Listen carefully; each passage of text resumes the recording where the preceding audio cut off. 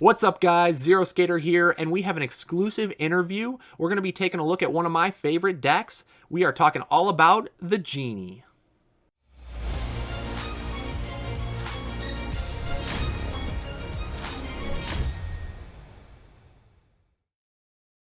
If you're a fan of the channel, consider supporting me on Patreon. For as little as $1 per month, you can help me continue to bring you premier Unmatched content. Unlock exclusive rewards by becoming a patron today.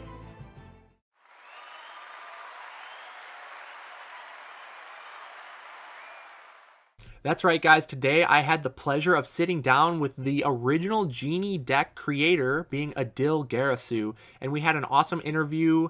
And we are going to showcase the initial deck submission and talk about the evolution of the deck to the final release version of what we know today. And so that was just super cool to get to sit down and talk with the deck's creator about one of my favorite decks in Unmatched. And I'm sure a lot of you have really been curious to see what did the deck look like upon the fan contest deck submission and see the differences to today. So super excited to showcase that. But before we get into it, as always, guys, be sure to attack the like button if you enjoy the video and subscribe for more Unmatched content.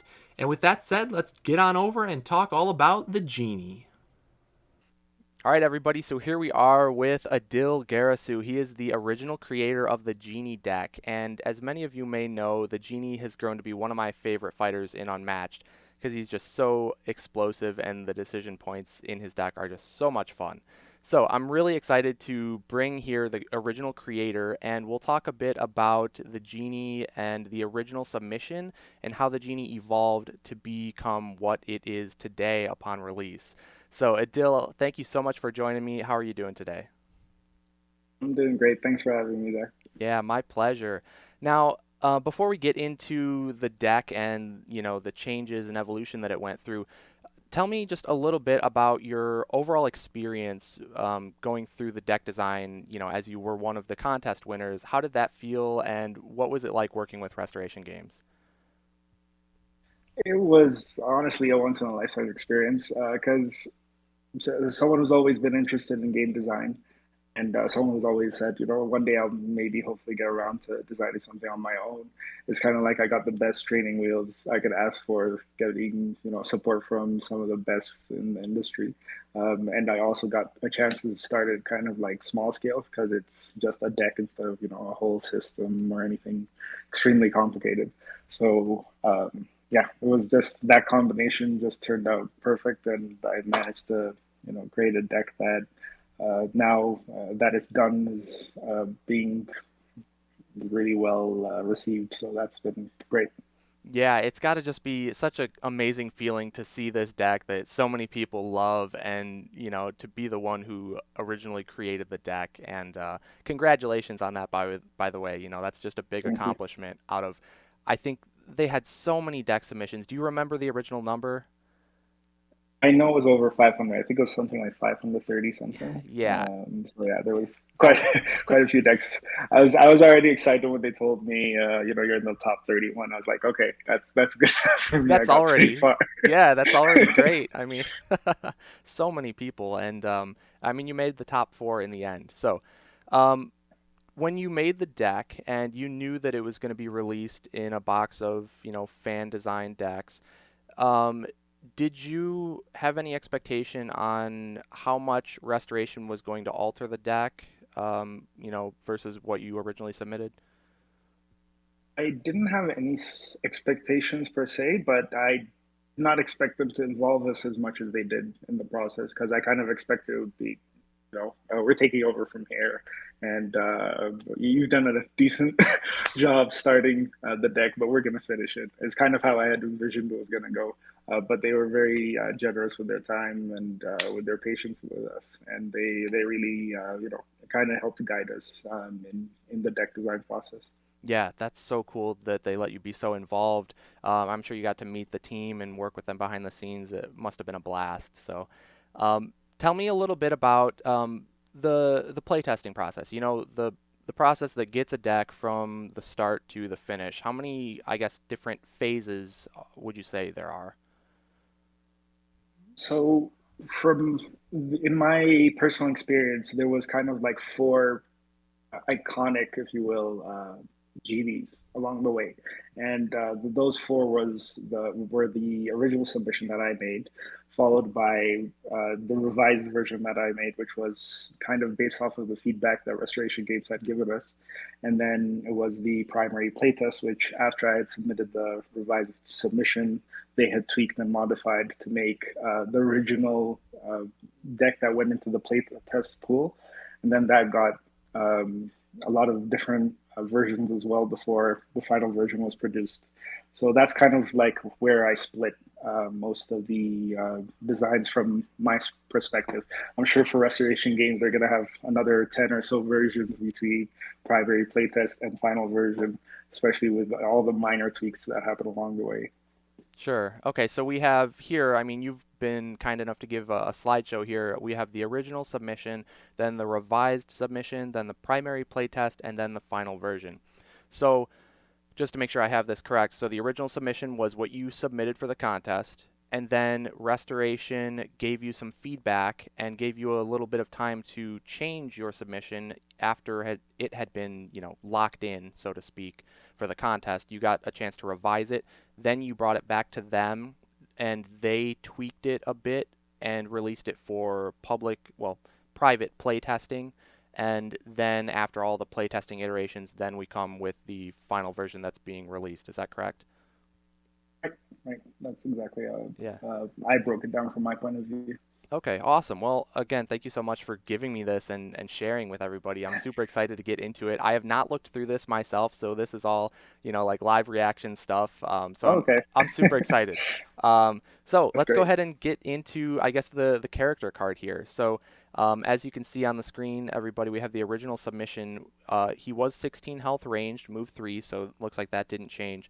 But it says once per turn, you may take a third action if you discard a card from your hand. So that means you could do this at any point in the turn, Adil, is that right? You could decide in the original submission. You could decide even after you take in your second turn and be like, hold on, before you start your turn, I'm gonna have a third turn and go from there. So that allowed a lot more flexibility because there are a lot of cards in the deck that allow you to draw cards during your turn. So you could say if you started your turn with, let's say, two or three cards, you might say, no, I'm not gonna do the infinite power ability. But then at the end of your turn, you might have eight and be like, oh, you know what, I'm gonna discard a card anyways. So here's an extra card and then another attack or whatever. So that kind of gave a lot more flexibility in the original design. But in order to, again, part of reining in his power level, one of the tweaks they made in the final version was that it only activated if you decided to discard a card at the start of your turn. Yeah, I can only imagine how strong that would make him if he could do it at any point. Oh my gosh, like he's already crazy, but I think I do like the change of making it start of your turn. It definitely makes him feel more balanced because you have to make that decision up front, and you might not have the best cards in hand to discard at the start, whereas after using like, a wish to draw 5, you might draw some cards that you're okay getting rid of. But at that point now in Yeah. the final version, it's already too late. Um, but man, that would have been just crazy. So it looks like in the revised and the primary playtest, that remained the same as the original throughout that entire time period. So I guess were you surprised to see the final version with that start of turn change? Not really, because it you had to rein in somewhere. So the fact that they made such a minor change that was so impactful without taking away from the flavor of the deck was a very smart decision, I think. You'll notice that there were no changes made towards the move three or the ranged, which is, a combo that not that many characters have and is a very powerful combo, generally speaking.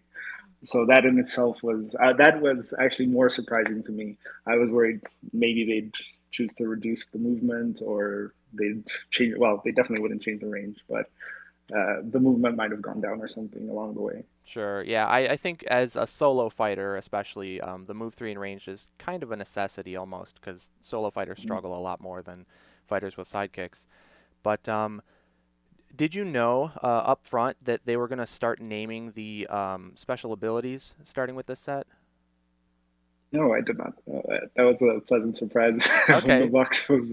I think I saw it on your stream actually. really? It's like, okay, wait, there's something new.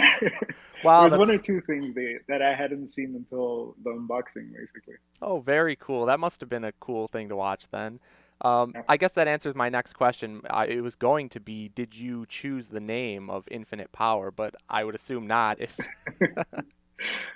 wow, all right. Well, let's go ahead and move on into the deck then. So we'll get on to the first card. Obviously, the most important card. It's going to be the Three Wishes. So if we look, the original submission and revised had first wish, second wish, third wish. So it looks like each wish was a different thing, being wealth, power, and freedom. The wealth was the draw 5, gain action. The power was all cards are value 4, gain an action. And the freedom was move each fighter to any location of your choosing. Okay, so kind of like a command the storms and then gain the action, but you get to move everybody anywhere. So very interesting. So you had each wish a unique card rather than all of it being combined into one. Um, and then they changed it for the primary playtest and the final into the single card. So I guess what's your thoughts on that? How do you feel about that change with them combining the effects, so to speak? So one of the points I had been given for the revised submission was about the consistency in the deck. Actually, was kind of a worry that I had given to restoration games about the deck, saying, there are some issues with when you're going to get these cards. Because originally, if you gained the draw 5 cards near the end of your deck, it's worthless. And also, if you don't, there was a specific sequence in which these cards were very valuable to you in the original design. And it would have been first wish at the first, as your first wish, and then your second wish, and third wish. Having that combo in a very specific order was very useful to the genie. And it became kind of a problem in terms of if you don't get it in that order, it doesn't become as effective as if you did manage to get that. So the solution that I had initially come up with for the revised submission, which you'll see in the other cards, was to engineer fishing mechanics in order to gain those cards in a way to the top of your deck or to your hand. So that was kind of where my head was at in terms of solving that. They came up with a simpler, more elegant way, which was just combining the three into the Three Wishes card. The one advantage of this card is kind of it makes it more powerful than my original submission because it gives you the flexibility of A, being able to choose which one you get, and B, being able to stack it if you have multiple wishes. So you can say, here's a 6 discard as opposed to the original. That was actually another thing that was changed was my third wish was freedom, and then their third wish became the discard 2 cards. But again, that was actually a very like nice combination because it gives you both the advantage of getting your opponent to discard or yourself to gain cards, depending on what the situation is. Yeah, and I personally I love that so much. That's my favorite thing about the genie is how flexible he can be. I guess they kind of took away a Right. little bit of the flexibility with the hero card, the ability change, making it start of turn, but then they added more flexibility to make up for it with the three wishes. Right.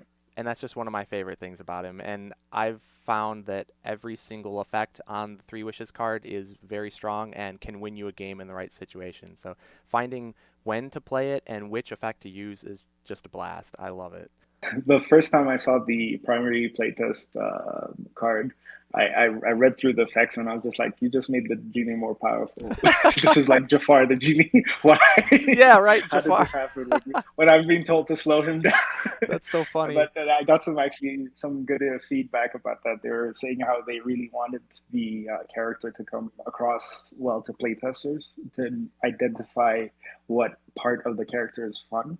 So they weren't, I think, similar to my own design. I think they weren't as focused on the numbers in the very first version of the genie, and it was the later iterations that cut down those numbers. Like you'll see, for example, they upped the second wish power damage value to 5 instead of the original 4. And then the final version goes back down to 4, again, in order to balance those effects. Right. So it was more so focus on fun and theme, and then we'll tone down the numbers and tweak that to balance. Yeah, I mean that was leading right into what I was going to say. The primary playtest version, it looks like you get to either draw 5 or card values are changed to 5, and then each opponent discards 2. So yeah, the I think the 4 to 5 is actually a huge difference. 5 means it can get over things like skirmish and leap away that would normally move you Genie away and maybe end his combo turn. Whereas if his value is a 5, then you'd hit Mm-hmm. over it and they wouldn't be able to move you. So that's actually a big change, but still an incredibly strong card. And just obviously, um, like you said, I think it might be the best card in the game. That's where my head's at. I've yet to be proven wrong. Yeah, yeah. Well, very cool card. Let's go ahead and move on into the next card then. So that is going to be the lamp. So in the original submission, it looks like after combat, if you still took damage from this attack, you gain 2 life, but it was a 4 value. And then the final version is a 0 value, immediately recover 4. So, wow, Back in the Lamp was really good initially. So if you took damage, you So gain the here was life. here was my thinking at the time when I created the card. It was kind of the you defend, and if you lose, you still win. Was kind of the thinking behind this Yeah. card. And as you can see, there's a continuous like decline in the printed value throughout each iteration because we were saying, okay, make the 4/3 so that the after combat effect triggers more often was what I had decided in the revised submission. And then they said, let's take that a little further and bring it down to 2. And then eventually they're like, we'll just bring it down to 0 and make it an immediately recover 4. So that the effects triggering kind of makes it a much more opposed to the initial design, which was it's kind of rare that you're going to see that +2 life kick in. Right. Yeah, I mean, the original submission, that card was pretty crazy, but I really like the final version because it's almost like a blank 4 value defense, but if they attack with something weaker, then you actually net gain some healing, which is, I think, just a really Exactly. unique thing. And it's always going to lose the combat. So any after combat effects that your opponent has that trigger off of winning, they're always going to win. So something like Medusa's Gaze of Stone is incredibly Right. deadly against that as it stands. It's funny to see like you said, the gradual decline in the values. We got 4, then 3, and then 2. But I do like the final version. I think it's a very thematic card for Genie. You go into the lamp, that's your safe spot. But you have no defense. Anyone can pick you up. So Right, that's true. kind of makes sense. Yeah, But while you're in there, you're kind of like regenerating, getting your power exactly. back.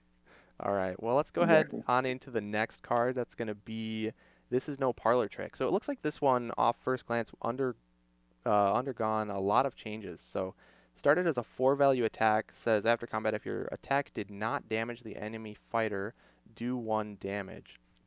So essentially, if you lost the combat, you deal a damage. And then the final version is much different. It says during combat, the value of your opponent's card becomes equal to its boost value. So talk to me a little bit about this card. That it seems like it went through a lot of changes. So actually, this card went through almost no changes, but it just got shifted to the next card, which is the Ah. careful what you wish for. It's Hmm. kind of it's just the name change primarily between this is no parlor trick's original function and careful what you wish for final printed card. So the two of them kind of became one and the same.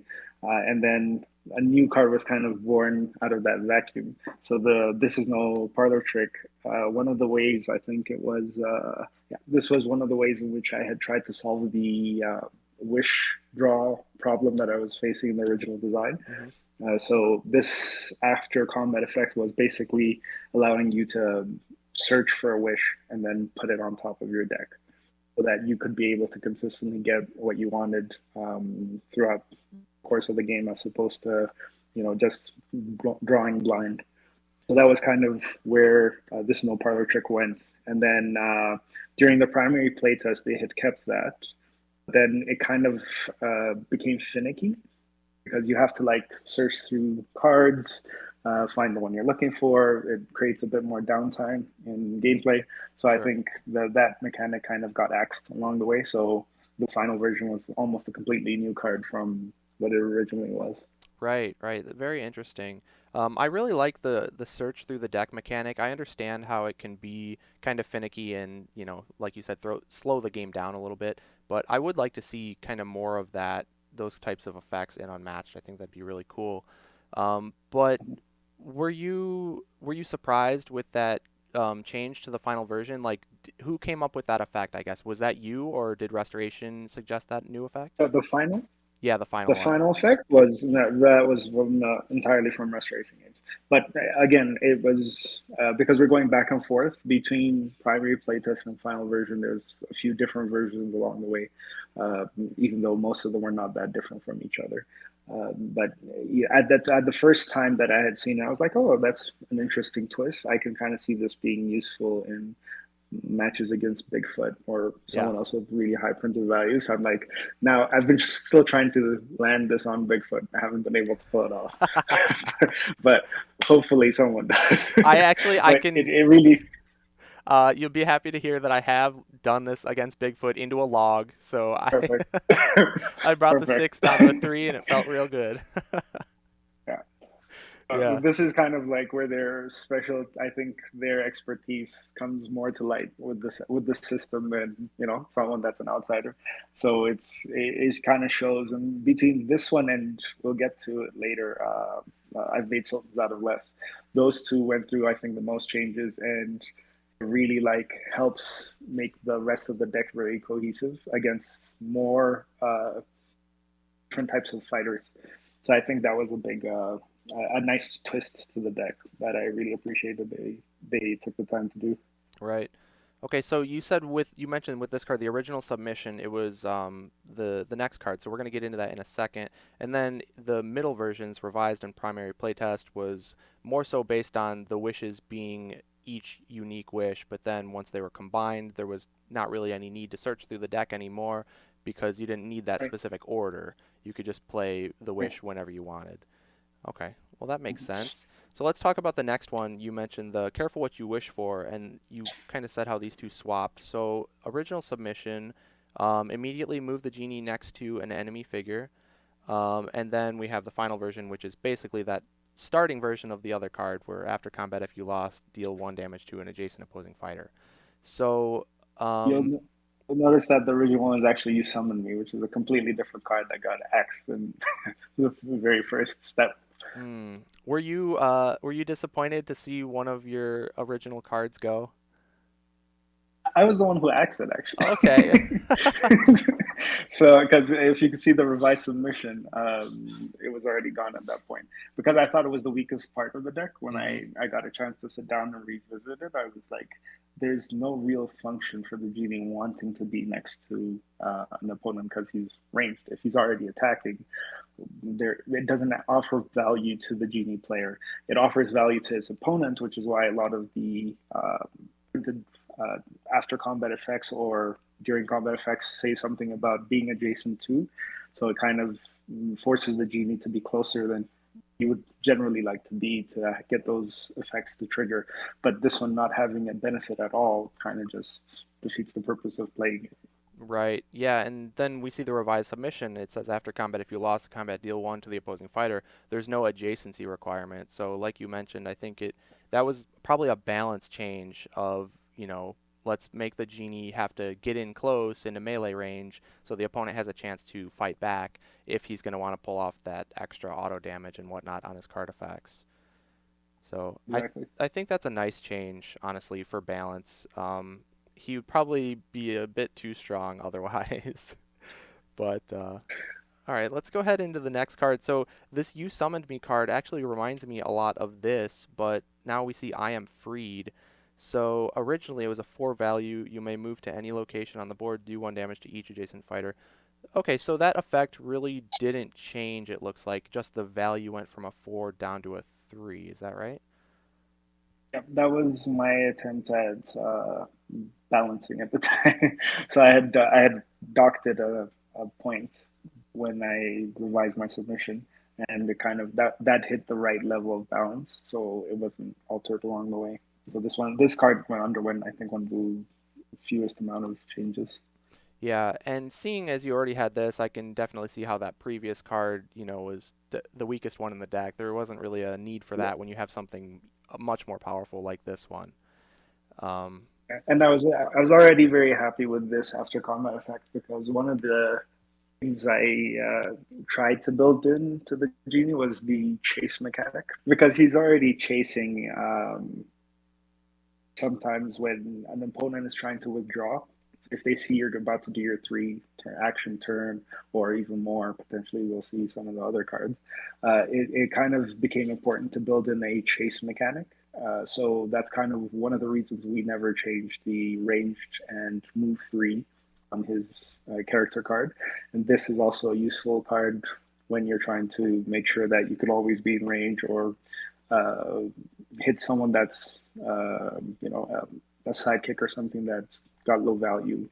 It's helpful in clearing up a bunch of those as well. yeah, honestly, this is one of my favorite cards in the deck, and it's exactly what you said, the chase, mechanic. If you get your third action turn and you attack and they play something like a skirmish or some kind of movement effect and they get away, well, then you're kind of going to fizzle out. But with this, it just lets you chase after them and still be able to attack, which is just awesome. And being able to clear out the one health sidekicks too is just really strong because they can be very annoying, as we all know.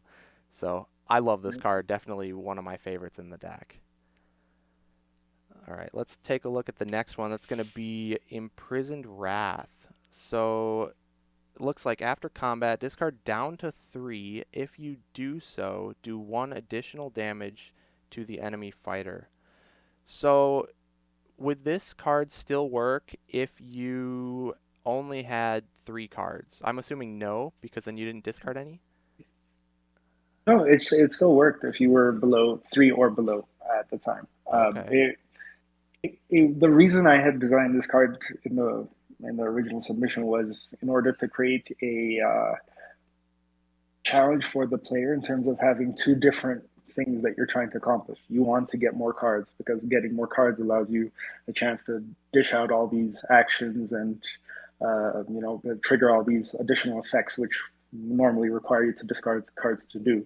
And then on the other hand, a card like this gives you additional damage, but you already have to be at a low hand count to do it. And that also opens you up to attack after the fact if you're down to three cards or two cards. Now suddenly you're very vulnerable to someone coming in and doing a two attack turn. Right.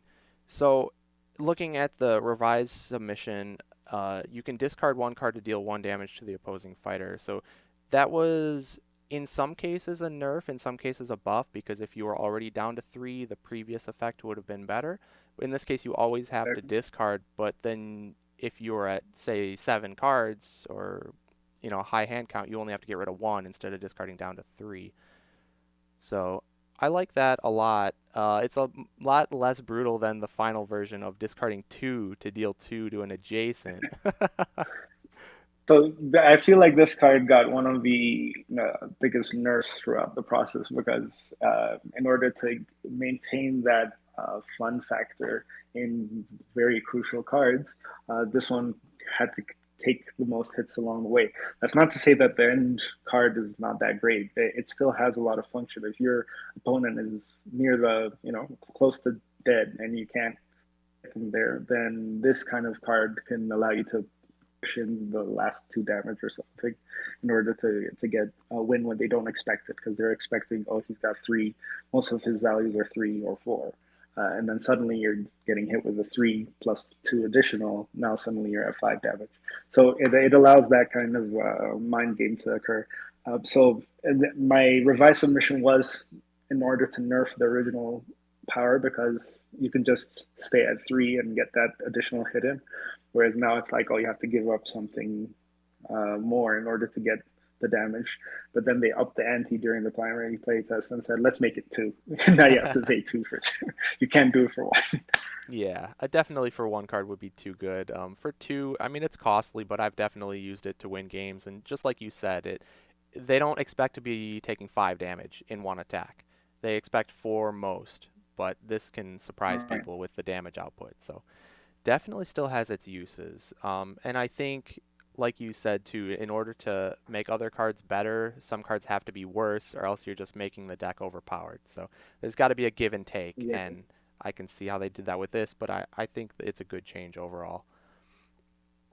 So looking at the next card, then I've made Sultans out of less. Now, to me, the final version is probably the strongest card in the deck, other than the Three Wishes. That's my opinion. It's something that everybody's constantly in fear of whenever they try to go in and attack the genie. So the original submission says during combat, the value of this card is one higher than the opponent's. This text cannot be canceled.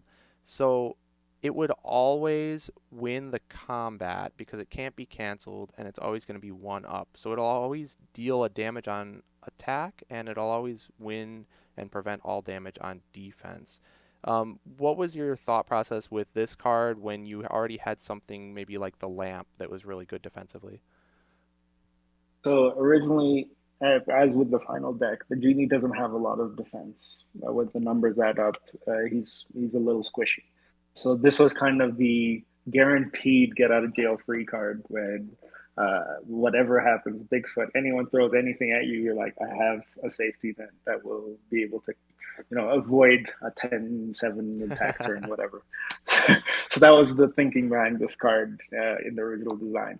But again, some things had to be cut out in order to rein in his power level. As you can see, all these things are now stacking up where the original deck basically had like 10, 20, well, not 20, but I think 15 or so signature cards. Any of these cards could have potentially been, the bread and butter of another deck. So they kind of said, okay, this one isn't as important.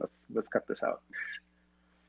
Yeah, so I honestly though, even the final version of this card is incredibly strong. So both versions were very powerful, and it looks like the revised submission, that one was not changed, and then the primary playtest was the same as the final. So not too many overall changes with this one, but both incredibly powerful cards. I honestly would have been happy with either of these cards to be in the deck. No, I really appreciate the final version. It's such an excellent setup card, and it gives you that fear of attacking the genie. You're like, oh, even though he doesn't have that many defenses, even if I can, net two or net three damage on him, I also have to be worried that he might discard the only defense card I have, and then he'll know that going into his attack turn. So that's kind of a lot of situational setup that can really be helpful for the genie in order to get the output that he needs in order to get the win. But it's also, again, so sometimes this is the card that you might want to discard in a certain matchup, such as potentially Houdini. So it's not always going to be as useful as maybe the original card was. So I still feel like it's kind of a nerf versus the. Yeah, the fact that it couldn't be canceled then it could be used as an attack too for the original. You guarantee a damage no matter what defense. I think that's really strong. And it's funny Exactly. that you mentioned Houdini because yeah, you're right. This probably one of the most powerful cards in the deck with final version, but against Houdini, if he's got that scheme card where he just reveals and cancels it, then it's worthless. It's blank too. So Exactly. yeah, that's really funny. Um, Another cool thing I think with this card is it's so strong and makes your opponent fear attacking into Genie so much that a lot of times they want to throw offensive feints to try and hit this and cancel it. But then if you play back in the lamp, then you net 2 health off that because the lamp is immediate, so it'll go before the feint cancels. And I just love that interaction in this deck. I think it's super cool. There's actually quite a few mind games like that came up both during playtesting and in the final version where you're like, oh, okay, I'm trying to avoid that card, so I'll play this card, and he knows I know he's gonna play this card, so let me play that card. So you end up going down a spiral of like trying to outthink your opponent. Yeah, I love those kind of mind games. Obviously, that's the spirit of Unmatched. So Genie is full of it, and I love it. All right, let's get into the next card. That's going to be so this one it looks like did a name change. So Prisoner's Torment. The original submission after combat you may discard 3 cards, and if you do, gain 2 actions. Now final version is if you won the combat you may discard 2 cards to gain 1 action.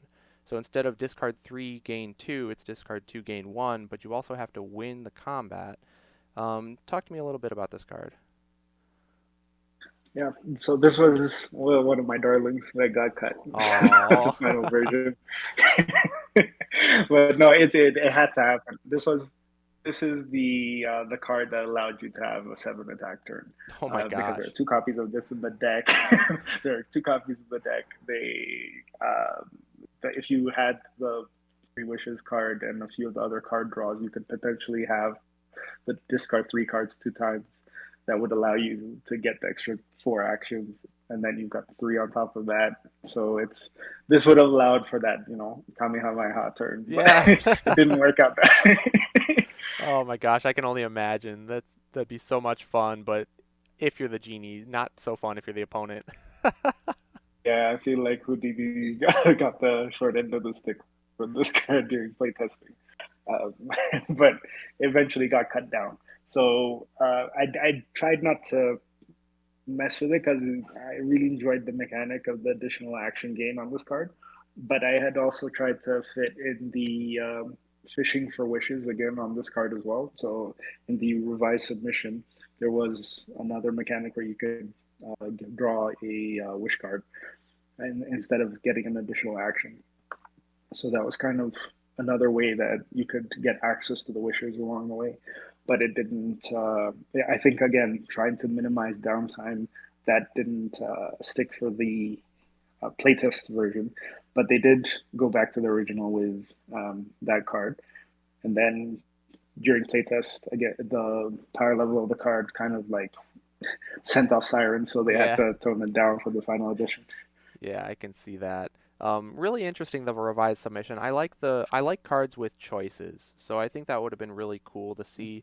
But like you said, maybe that's a little bit too strong because anything that gives you a choice is better than a card that doesn't. So, also I wanted to point out. Yeah, So, did this undergo a name change? Because this one has Prisoner's Torment. I believe the final name is I think it's Your Wish is My Command. so that was one of the final things that happened after I had received the final version text. Oh, But so there was a card council that happened after we had received the ready to print version, which is the one I have in the final version slot. And during that card council, we had mentioned we were going over, making sure the text made sense and everything. And then one of the arts, which was I think Prisoner's Torment and what was the other one? Um, I believe it's, let's see if I can flip through and find it. Your wish is my command. Yeah. So between the two, I had noticed that the artwork didn't correlate as well with Your Wish is My Command when you got the shield, and so the artwork didn't make as much sense to me. So I had mentioned that the art didn't make as much sense as it did with the other card. So there was a last minute swap that happened right before sending it to print. Okay, so the names they swapped based on the artwork that was given. Very cool. Okay, well let's get into the next one. So this is another one of my favorites. Wishing for more wishes. So the original, let's see, 4 value, and after combat, select an enemy fighter to draw a card. You may then draw 3. So pretty much the same as the final version, except you got to choose an enemy fighter. So that would apply in like a free for all or a 2v2 where you could choose somebody that's not the fighter in combat. That would have been really neat actually. Maybe a little bit too strong. He's already really strong in 2v2 with the wish hitting everybody, but uh, So I think they kind of diverted the benefit of this card in.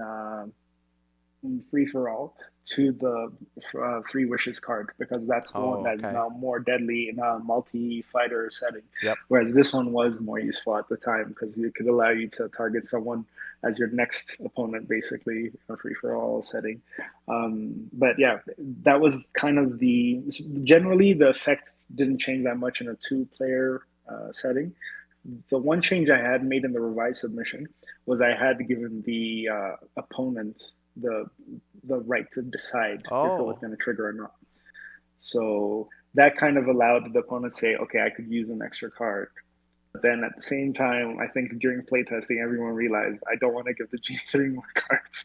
So no one was taking him up basically on his offer. So they reset it back to the original version. all right. Very interesting to hear. That's really cool. I can definitely see people not wanting to give Genie the cards if they had the choice. So I like how it, is for the final version.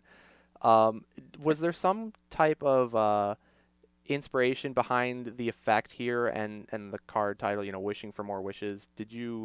What made you want to give the opponent a card draw to give the Genie his three?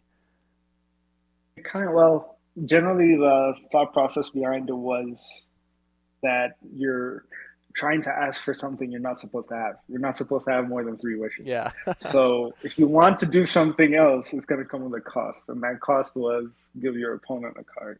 So Okay. that's kind of how that came about. But if you notice in the first version, it was you may draw three cards. In the final version, it became you draw three cards. So there are times in which you might not want to draw three cards, and suddenly you're drawing more than you need. Yeah. I have ran into that a couple of times when you're close to exhaustion and you're like, man, I don't want to draw the three. It's going to kill me. But I've also Yeah. actually, I love that it makes your opponent draw their card first, and then you draw three. Because I've actually killed people by making them draw, and they take the exhaustion Ooh. damage before I take mine. So that's another neat little trick you can do with that one. Overall, I love That's this. a very odd situation. If Yeah. someone's getting to the end of their deck before the genie, that's kind of impressive. Yeah, it is a very weird one. I've only maybe had it happen once, maybe twice, but it's just a cool thing to look out for. I love this card though. I think it's really strong and it works great. So let's take a look at the next one. Is I grant you death. So originally it was a 3 value and immediately draw a card. You may replace your played card with the card you drew if it can be played. If it's a wish, add it to your hand. If not, discard the unplayed card. That's quite a handful. So talk to me a little bit about this card effect here. So this was just an interesting mechanic I was messing around with in order to basically get a second chance at re-examining the value of your opponent's card because at that point both players will have revealed. So if you manage to draw a better card, you might say, "Hey, this is great for me," or if it's a wish, again, it's a chance to fish for more wishes. Mm-hmm. So that kind of where the original design was at, and then. When I revised it, I kind of wanted to get away from being able. It kind of didn't feel right being able to see your opponent's card and then act based on that, which oddly enough Houdini has. Houdini gets it with sleight of hand. but but it makes more thematic sense in the Houdini deck than Sure. the Genie deck. So that was a nice addition on his part, and maybe it might have also been because I had seen that card that I chose to go in a different direction with this card. But yeah, I kind of went with a you and your opponent both lose one life type of situation because in general the genie is trying to get out as much damage before the end of his deck. Mm-hmm. So going one for one is in the genie's advantage most of the time. Yeah. That was kind of where that design was at. And it's also a thematic tie-in, which a lot of these cards are, but this one was a thematic tie-in to Fisherman the Genie, which I mentioned in the other interview as well, because the genie gets released from his what is it? I think it was a vase or something. And when he got released, the fisherman says, "Oh, he's going to grant me wishes," but the genie says, "No, I've been in prison too long, so we're both gonna take a hit." Yeah. Nice. I mean, I like this card. It's not like a standout card in the deck, but any extra damage is always nice. So It's interesting that they, in the final version, again, they added that adjacency requirement to this card, whereas before, instead of adjacent, it was just coming at the cost of 1 health from Genie as well. Um, but again, I think that's just a balance change to reel in the power level to match the other unmatched fighters, like you mentioned. So overall, I think it's a good card. But let's go ahead on to the next one. So Your Wish is My Command was the original name. Now this one is actually Prisoner's Torment, but the original was after combat, draw a card for each point of damage you have taken.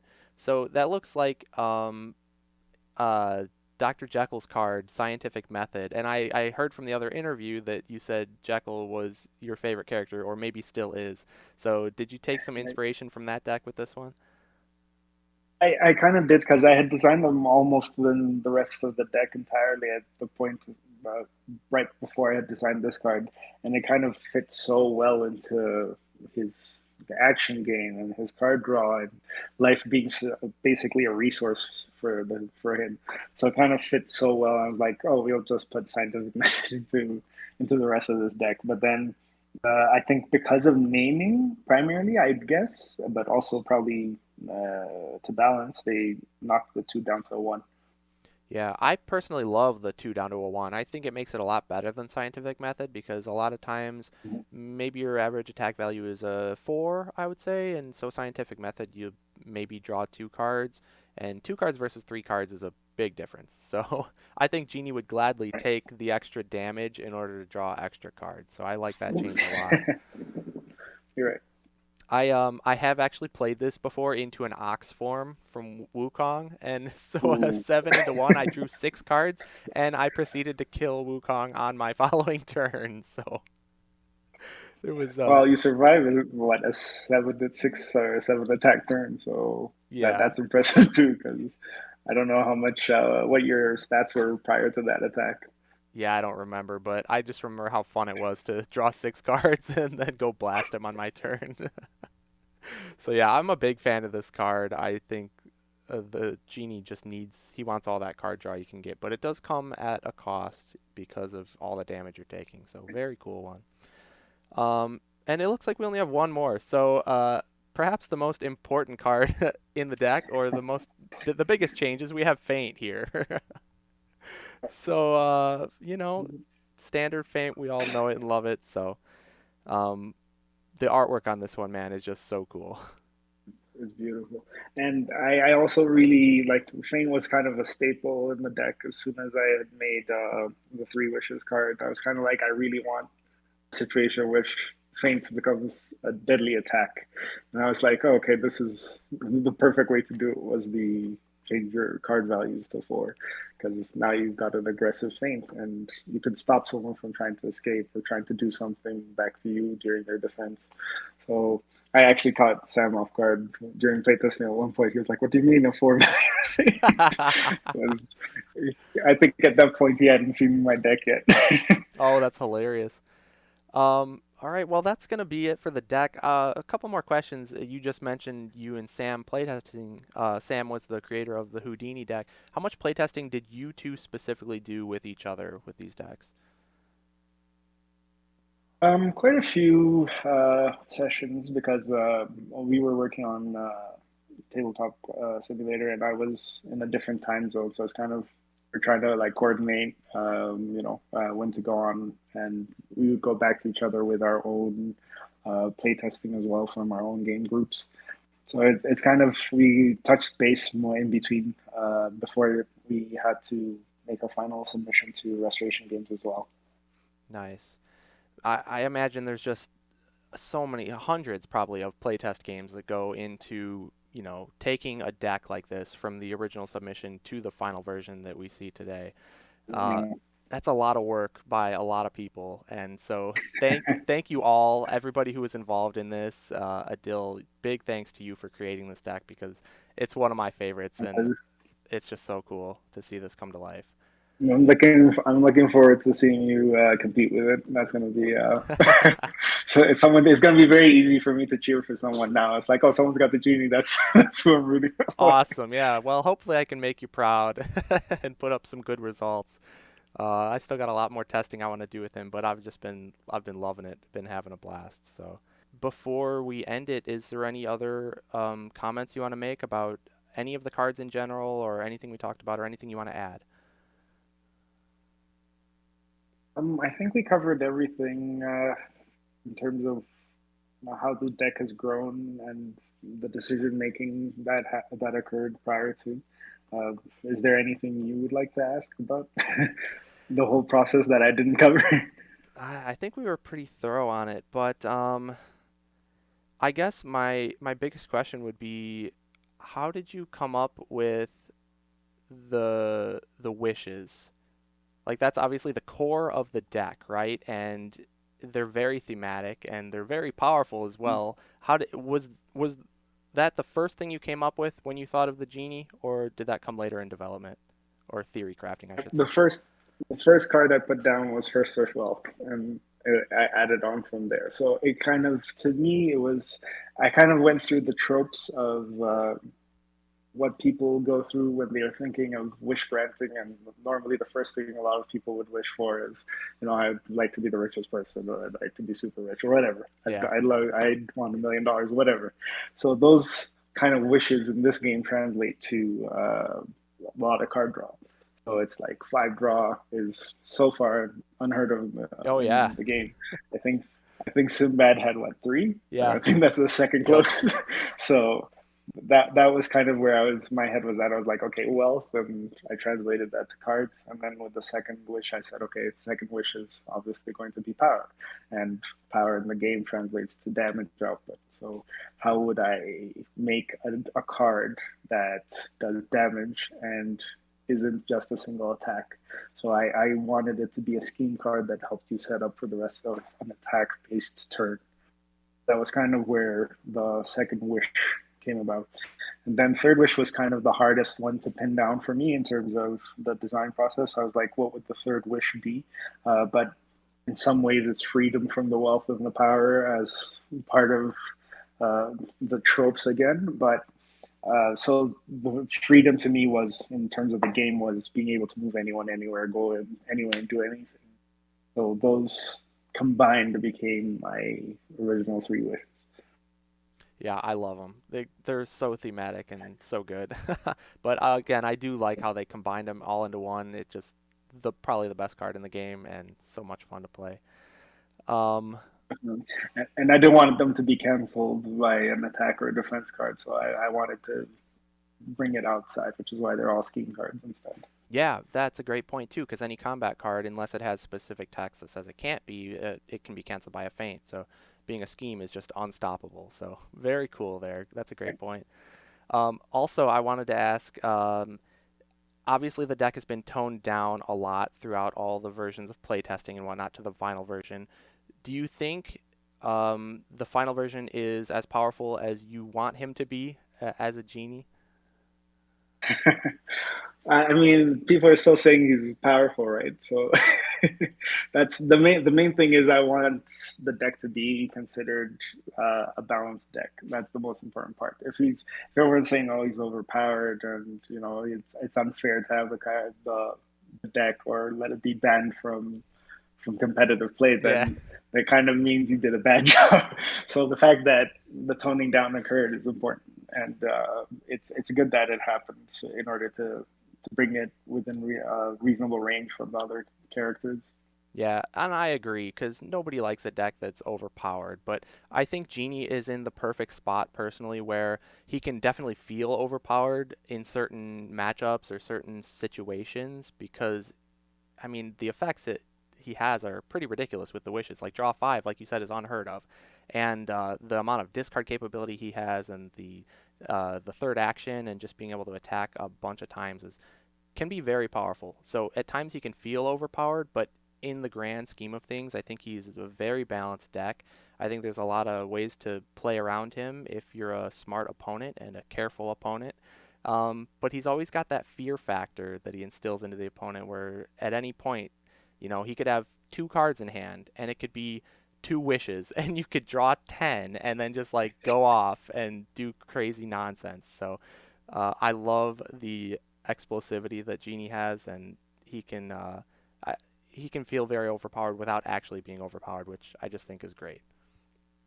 So yeah, I Right. think Well, in order to like counter that, I'd kind of say that he's got maybe the most explosive turns in the game.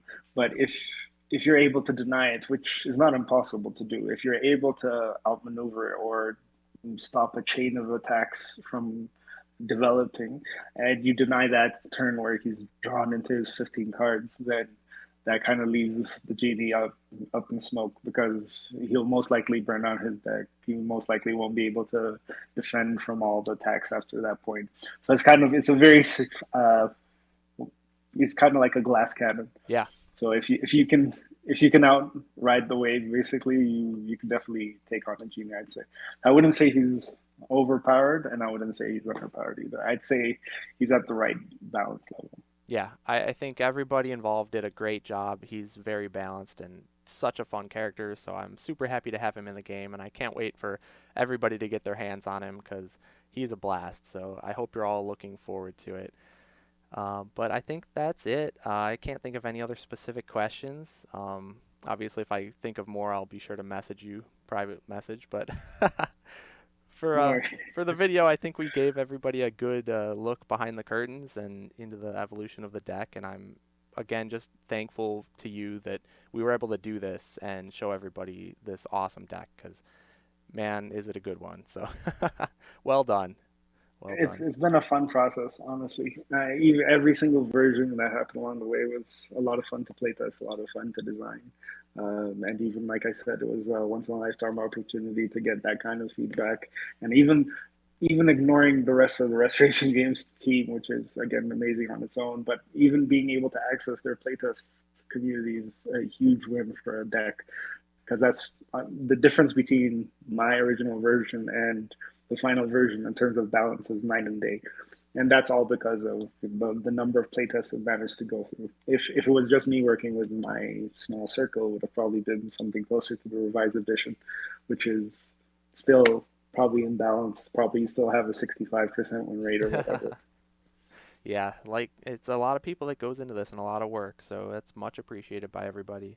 And now when you actually finally get your hands on the genie, is that going to be your new main? Is that your new favorite character? I think I'm going to enjoy giving the genie to someone else to play so that I can I'll maneuver myself. See if you can beat your own creation. Exactly. Very nice. Okay, Adil. Well, thanks again for joining me. We'll end the video here. It was a pleasure to have you on, and thank you so much for creating such an awesome deck. Thanks for having me. All right, no problem. Take care. And there you have it, guys. That's everything for the evolution of the genie. And I personally had a blast with the interview. And big thanks to Adil for showing us everything and talking with us about his deck and all the changes it went through. I know he didn't have to do that. He could have just kept all of that private, but he was nice enough to come on the channel and share that with everybody. So big thanks to Adil and well done on just an amazing deck. And I know they are going to be shipping out pretty soon, so everybody be looking out for your Houdini vs. the Genie sets coming here. And I hope you all have a blast playing the Genie because he is just so much fun, such an explosive, unique character. And Houdini is amazing as well, so one of the best 2-packs to date, if not the best. So really looking forward to everybody getting their hands on that set, and I will be streaming more Houdini and Genie games on my Twitch channel at twitch.tv/zeroskater12 if you want to check it out when I'm live. And otherwise, leave a like on this video if you enjoyed it, and consider subscribing to the channel if you are not already. And consider supporting me on Patreon if you want to help support me bringing more Unmatched content. So I really appreciate any and all support from everybody out there. Thank you for watching the video, and be sure to leave a comment down below on what you thought about the Genie and the evolution that it went through to get to where it is today. I would love to hear from you. But that's going to do it for today, everybody. So I look forward to releasing more content coming up soon, including hopefully a tier list that everybody has been asking for that is coming up, so don't worry. But that'll do it for today. So thank you all for watching. I'm ZeroSkater12, and I'll see you next time.